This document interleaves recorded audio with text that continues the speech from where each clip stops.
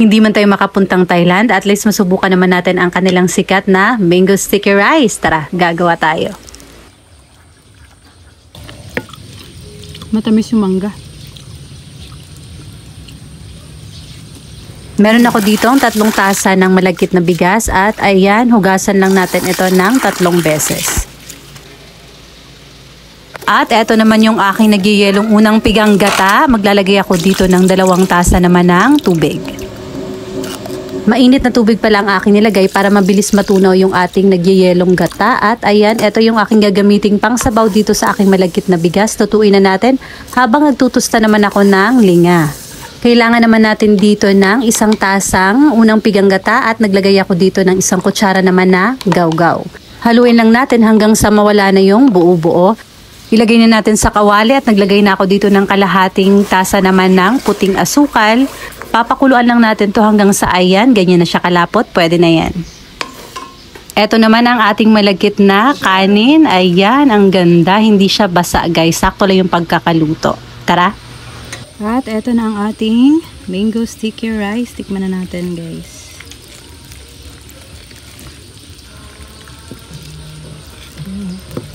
Tapos syempre dapat may mangga. Wait lang. Hindi ka siya. Ayan. Yan. Unang subo para sa inyo.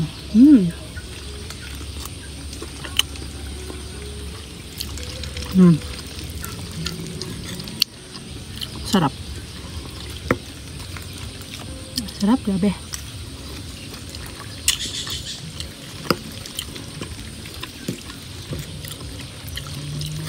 Sarap talaga ng combination ng ano,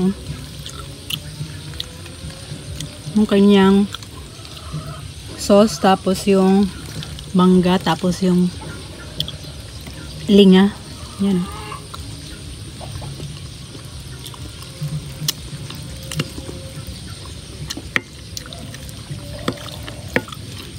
Matamis yung mangga.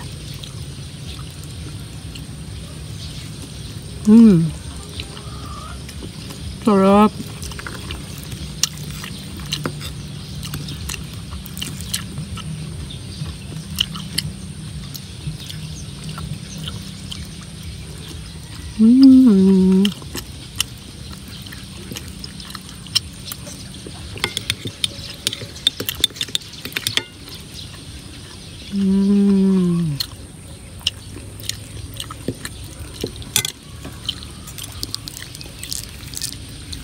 Masarap kapag madaming linga.